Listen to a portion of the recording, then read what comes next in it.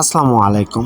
আমরা একদিন বয়সের মুরগি বাচ্চা বা হাঁসের বাচ্চা যেটাই ব্রুডিং করি না কেন, দেখা যায় যে আমরা কিছু সময় কিছু বড় বড় ভুল করে থাকি ব্রুডিং এর অবস্থায়, যে কারণে আমার বাচ্চাগুলো বা আপনাদের বাচ্চাগুলো বিশাল বড় ক্ষতি হয়ে যায়। সেই ভুলগুলো আমরা ধরে দেওয়ার চেষ্টা করবো ইনশাল্লাহ এই ভিডিওতে। দয়া করে ভিডিওটি স্কিপ না করে সম্পূর্ণ দেখুন। আশা করি ভুল থেকে অনেক কিছু শিখতে পারবেন ইনশাল্লাহ।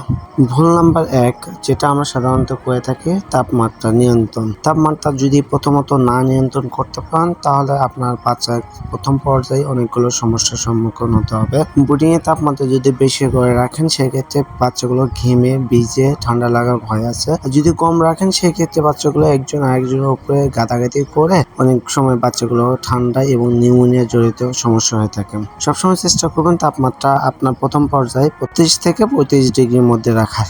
যদি ঠান্ডা লেগে যায় বাচ্চাগুলো, সেক্ষেত্রে আপনারা অবশ্যই ডক্সিবেট আর মাইকোনিট দুটো সকাল বিকাল একটানা 3 দিন চালাবেন। ইনশাল্লাহ বাচ্চাগুলো ঠান্ডা কমে যাবে। ভিডিওতে দেখেন কিছু কোয়েল পাখি রয়েছে, এগুলো কিন্তু অতিরিক্ত ওভার হিটের কারণে এরকম হয়ে গেছে। বাচ্চাগুলো জ্বরে ছিল, বাট ওভার হিটের কারণে বাচ্চাগুলো ঘেমে ভিতর থেকে ভিজে বাচ্চাগুলো অনেক সময় অনেক বিশাল একটা ক্ষতি হয়ে যাচ্ছে, যেটা হয়তো এখন বোঝা যাচ্ছে না। আর 2-1 দিন পর থেকে এইগুলো টোটালি ক্লিয়ার ভাবে বোঝা যাবে। আর এই ক্ষেত্রে আপনারা অবশ্যই চিন্তা ভাবনা করতে হবে যে আপনার তাপমাত্রা সবসময় ঠিকঠাক ভাবে রাখতে, আর সবসময় আপনার খামার বা হ্যাচারি বলেন না কেন পরিদর্শন করতে হবে বাচ্চাগুলো কি অবস্থা আছে, কেমন আছে বাচ্চাগুলো চলাফেরা, এদিকে আপনারা লক্ষ্য রাখতে হবে। আর যেখানে ব্রুডিং করেন না কেন, চেষ্টা করবেন আলো বাতাস এবং পানি সবসময় পরিষ্কার পরিচ্ছন্ন ভালোভাবে রাখতে।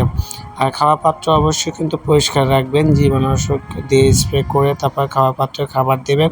পানি পাত্র অবশ্যই সবসময় নিট অ্যান্ড ক্লিন রাখবেন। আশা করি এইগুলো ক্লিয়ার রাখতে পারলে আপনার বাচ্চাগুলো সুস্থ এবং সবলভাবে গড়ে উঠতে পারবে। আর যারা আসলে খামার করতে চাচ্ছেন, তারা আমাদের সাথে যোগাযোগ করে আমাদের কাছ থেকে চাইলে বাচ্চা সংগ্রহ করতে পারবেন। ধন্যবাদ সবাইকে। আসসালামু আলাইকুম।